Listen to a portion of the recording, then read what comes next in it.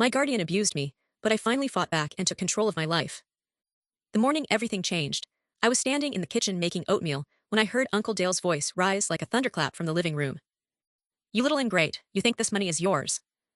I was 17 years old, wearing my worn-out socks with the holes in the toes, holding a wooden spoon over a pot of water that hadn't even begun to boil. And I knew, the way you know when the air before a storm goes completely still, that what was about to happen would be different from every fight before it. I didn't know I was holding evidence that would eventually destroy him. I didn't know that in 4 months, I would be sitting across from a lawyer, watching his hands shake as she slid a document in front of him. I just stood there, gripping that spoon, waiting for the water to boil, telling myself what I always told myself in that house: keep your head down. You only have one more year. I almost didn't make it to that year. My name is Madison Harper. Everyone calls me Maddie. My parents, James and Carol Harper, died in a car accident on I-90 outside of Spokane, Washington, when I was 13 years old. A semi-truck driver fell asleep at the wheel on a Tuesday afternoon in October and crossed the center line. My parents were coming home from their anniversary dinner. I was at a sleepover at my friend Zoe Mitchell's house, painting our nails and watching reality TV, completely unaware that the version of my life I had always known was ending. After the funeral, which I remember in fragments, the smell of too many flowers, my grandmother's shaking hands, the sound of a hymn I didn't know the words to, the question of custody came up. My mother had no siblings. My father had one brother, Dale Harper. Dale Harper was 41 years old, a contractor who ran a modest renovation business out of Claremont, a mid-sized city in eastern Washington. He lived in a 4-bedroom house with his wife, Karen, a dental hygienist with a tight smile and a habit of sighing whenever she looked at me for too long.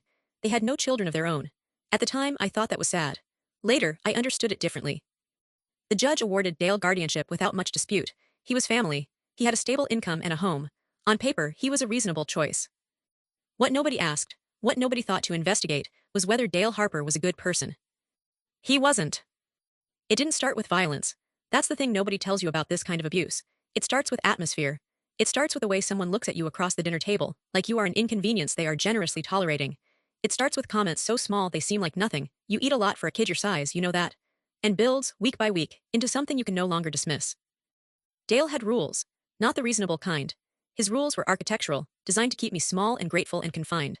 I couldn't use the living room TV after 8 p.m. I wasn't allowed to have friends over without 48 hours notice, which effectively meant never.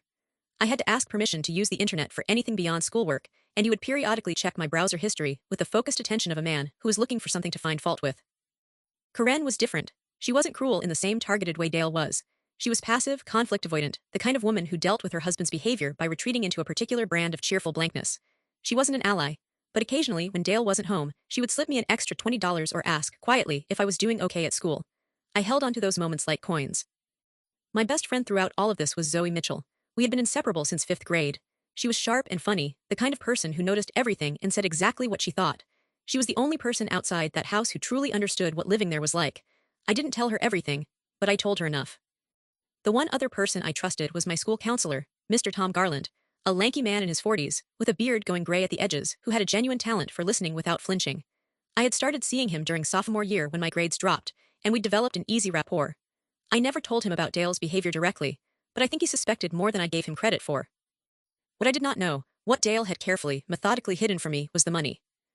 My parents had life insurance, a significant policy on both of them, combined value of roughly $380,000. There was also a small investment account my father had maintained for years. When my parents died, that money was placed into a custodial account to be held until I turned 18. Dale was named custodian of that account, a detail that had been decided years earlier when my father named his brother in his, well, without imagining it would ever actually matter. Dale had been drawing from that account since the year I moved in. I didn't know any of this, not yet. It started with a bank statement. The week before Thanksgiving of my junior year, Dale sent me to his home office to get the stapler from the top right drawer of his desk. It was the kind of errand that was framed as a favor: Maddie, grab me the stapler from my office, would you? But was really a small assertion of ownership over every space in the house, including his most private one. I went in, opened the drawer, and found the stapler sitting on top of a stack of papers. I would have taken it and left, except that as I lifted it, the top page shifted, and I saw my name. Harper Madison Clare. Account number, XXXXX7741. Current balance, $41,230.87. I stopped. My brain processed this the way a computer freezes when a file is too large slowly, with visible effort. The balance at the top of the statement was $41,230.87. But what pulled my eyes down the page were the withdrawal lines, 17 of them over the past 8 months. Amounts ranging from $2,000 to $8,500. The stated purpose on each was the same: Guardian authorized disbursement, living expenses. I was so still that I didn't hear Dale come down the hall. What are you doing? I looked up. He was standing in the doorway with his arms at his sides, and an expression I recognized. It was the face he made right before something became very bad for me. I saw my name, I said. My voice came out steadier than I felt. There's a bank account in my name. The silence that followed was the kind you measure in heartbeats. That's none of your business, he said, and his voice was quiet in a way that was worse than shouting.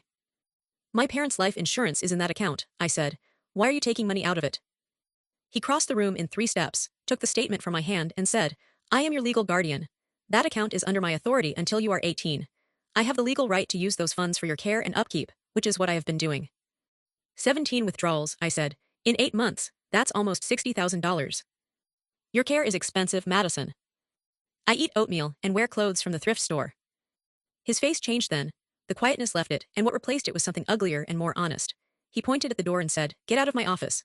And understand something, if you breathe one word about this to anyone, to that friend of yours, to anyone at your school, to anyone at all, I will make your life here very difficult. You have 9 months left in this house. 9 months. Keep your mouth shut and you will survive them. That word, survive, hung in the air between us like smoke. I took the stapler and left. That night I lay in my bed staring at the ceiling and ran the numbers in my head. The account had started at roughly $380,000, plus whatever the investment account added. Even if Dale had been drawing from it for the entire 4 years I had lived there, even generously accounting for legitimate expenses, and I doubted there were many, he had likely taken tens of thousands of dollars, possibly more, that belonged to me. The rage came slowly, the way a tide comes in, not as a wave but as a rise, quiet and unstoppable and cold. The next morning I went to school, sat through 4 classes, and at lunch told Zoe everything. She didn't say anything for a long moment, then she said, Maddie, that's theft. I know. He's stealing your parents' money. I know. We have to do something. I know, I said, I just have to figure out what. When I got home that afternoon, Dale was waiting in the living room. He had Karen there too, which I understood as a staging choice. Karen's presence was supposed to make the scene feel less threatening, more domestic, more like a family conversation. Sit down, he said. I sat. I want to be clear about something, he said. What you saw yesterday is a legal arrangement. I'm not stealing from you. I am managing funds for your benefit. The withdrawals cover food, housing, utilities, clothing, and your school expenses. That is what the account is for. I looked at Karen. She was examining her own hands. I want to see all the statements, I said, from the beginning. That's not your right. It's my money. His jaw tightened. You are 17 years old. You have no legal standing. You have no rights to those documents until you turn 18. And I am telling you clearly that this conversation ends here. Do you understand me? I looked at him for a moment. Then I said, yes. I understood him completely. I just wasn't going to listen. The weeks after that were the hardest of my time in that house. Dale became watchful in a new way. Before, his cruelty had been habitual, the kind of low-grade meanness that a person can almost get used to. Now it was deliberate. He started monitoring my phone more closely, asking where I was going whenever I left the house, cutting off what little spending money he gave me for weekend expenses. He also started in on my self-esteem in a more pointed way than before. Comments at dinner, you're not as smart as you think you are, you'll struggle in college, your mother was naive and your father was a pushover, and you got both of those qualities in full measure. He said these things calmly, the way a person states a fact, and then went back to eating his dinner. Karen said nothing. I ate my oatmeal, and kept my face still and thought about the account number I had memorized from the statement. XXXXX 7741. At school, I was struggling to concentrate. My grades in AP English, which had always been my strongest subject, slipped from an A to a B- in a single marking period. My teacher, Mrs. Alderman, pulled me aside after class and asked if everything was all right at home. I said yes, and she gave me a look that said she didn't believe me but wasn't sure how to push. Zoe was my anchor. She texted me every morning to check in. She made me eat lunch with her even when I wanted to disappear into the library. She researched, on her own initiative, things like minors' rights, custodial accounts, and what the legal definition of financial elder abuse and financial guardianship abuse looked like. She printed pages and slid them into my backpack like contraband. Did you know, she said one afternoon in the school parking lot, that the misuse of a custodial account by a guardian is classified as a form of financial exploitation in Washington state? It's not just a civil matter. It can be criminal. I stared at her. I've been researching, she said, unrepentant. The moral dilemma I wrestled with during those weeks was this. Going after Dale meant disrupting everything in the final stretch before I turned 18 and could leave on my own terms. If I reported him and nothing came of it, or if the investigation dragged out, I would still be living in that house with a man who now knew I had tried to destroy him. The risk was enormous. But the alternative, saying nothing, leaving at 18 with whatever was left in that account after another year of his withdrawals, and letting him face no consequences felt like a kind of self-erasure I wasn't capable of. I thought about my parents, my father's careful hands, the way he kept a savings account for me since before I could remember, my mother's voice, the life insurance policy they had paid into every month for years so that if anything ever happened to them, I would be all right. Dale was spending that money on God knows what. Home renovations, business expenses he was routing through personal accounts. A fishing boat, I had seen the receipt on the kitchen counter once and not understood it at the time. He was spending my parents' love for me. That was the moment I stopped being afraid of him. I started small because I had to. The first thing I did was talk to Mr. Garland, not with full disclosure, not yet, but enough. I went to his office during my free period in December and said, hypothetically, if a student believed their guardian was misusing a custodial inheritance account, what would they do? Mr. Garland looked at me over his reading glasses for a long moment. Hypothetically, he said, that student would want to document everything they could. Dates, amounts, anything they had seen or could find. Then they would want to speak with a lawyer. A minor can consult with an attorney, especially in matters involving their own financial interests. He paused. Maddie, he said, is this hypothetical? I hesitated, then I said, not really. He didn't press me for details immediately. He was too skilled for that. He just said, come back tomorrow, I want to give you some contact information. The contact information was for a legal aid organization in our city that provided free consultations to minors in family law situations. The lawyer who handled my initial call was a woman named Sarah Ellison. She was direct, efficient, and in our first 20-minute phone conversation, made from Zoe's living room while Zoe's mom made coffee in the next room, she told me 3 things that changed everything. 1. The custodial account established under my parents' will was legally governed by the Washington Uniform Transfers to Minors Act. Dale, as custodian, was required by law to use those funds solely for my benefit. He was prohibited from using them for his own expenses, his business, or anything that did not directly support my care and well-being. 2. If I could obtain bank statements for the account showing withdrawals that could not be reasonably tied to my living expenses, those documents would constitute strong evidence of a civil, and potentially criminal, breach of fiduciary duty. 3. At 17, I could not file a legal action myself, but I could file a complaint with Washington's Department of Financial Institutions, and I could work with an attorney who would petition the court on my behalf to have Dale removed as custodian and an independent trustee appointed. What I need from you, Sarah said, is documentation, as much as you can get without putting yourself at risk.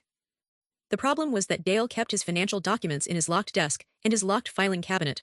I knew the desk drawer was occasionally unlocked. I had accessed it before by mistake. But the filing cabinet was always locked, and I had never seen the key. It took me 3 weeks, and a stroke of luck I had not engineered.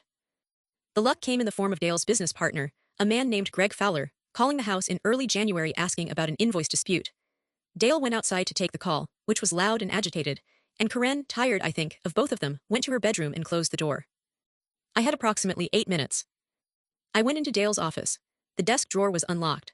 I took out every statement I could find for account number XXXXX7741, photographed each page with my phone camera, replaced them exactly as I had found them, and walked out. My hands were shaking so badly I had to hold the phone with both of them. I got statements covering 11 months. When I sent the photographs to Sarah Ellison, her response came back within 2 hours. This is more than enough.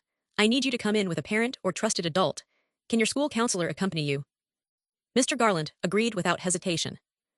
The setback came in February, when Dale apparently noticed one of the statements had been moved. I had replaced it slightly out of order, a detail I hadn't caught in my panic. He confronted me in the kitchen, and it was the most frightened I had ever been in that house. He didn't hit me, he never hit me, but he stood very close and spoke very quietly and said, I know you're doing something. If you do not stop, I will contact the school and tell them you've been stealing from me. I will have you placed in state care before your birthday. Do you understand what state care means at 17? I said, yes. He stepped back, satisfied. I texted Sarah Ellison from the bathroom 5 minutes later. He suspects something. How fast can we move? Her answer, faster than you think. The hearing was scheduled for March 14th. Sarah had filed a petition to remove Dale as custodian of my account and appoint an independent trustee, citing evidence of misappropriation of funds. The petition also included a request for a full forensic accounting of all withdrawals since the account was established. The court date was a Tuesday morning, and I spent the night before at Zoe's house, lying awake on her bedroom floor in a sleeping bag while she slept above me, listening to the sound of the house and trying to remember how to breathe. Dale did not know about the hearing, or so I believed. On Monday evening, I got a text from an unknown number. You should drop this. You don't know what you're doing. Zoe grabbed my phone and read it. That's him, she said. Or someone he got to send it. Either way, it means he knows. I called Sarah immediately. She told me it was actually good news. If Dale was trying to intimidate me before the hearing, he was panicking, and panicking people made mistakes. She also told me she had uncovered something additional that morning while reviewing the forensic accounting she had commissioned. Maddie, she said, the account started at approximately $398,000. As of today's balance, there is $38,400 remaining. I did the math in the silence that followed. He took nearly $360,000, I said. Over 4 years, yes. I have transaction records for all of it. Some payments went to a personal credit card, some went to his business operating account, some appear to be cash withdrawals. I also found payments made to a company called GH Contractors, LLC, which, upon searching, appears to be a shell entity Dale registered under Karen's maiden name. Karen! I thought about those $20 bills she had slipped me. I thought about her careful blankness at the dinner table. I tried to decide if she had known, and decided that she almost certainly had, and that this understanding landed in me with a very particular kind of sadness that had no good name. The hearing was in a wood-paneled courtroom that smelled like old paper and floor wax. Dale arrived with a lawyer, a private attorney, expensive-looking, with silver hair and a briefcase. I sat at the other table with Sarah and Mr. Garland, who had agreed to provide a supporting statement as a trusted adult in my life.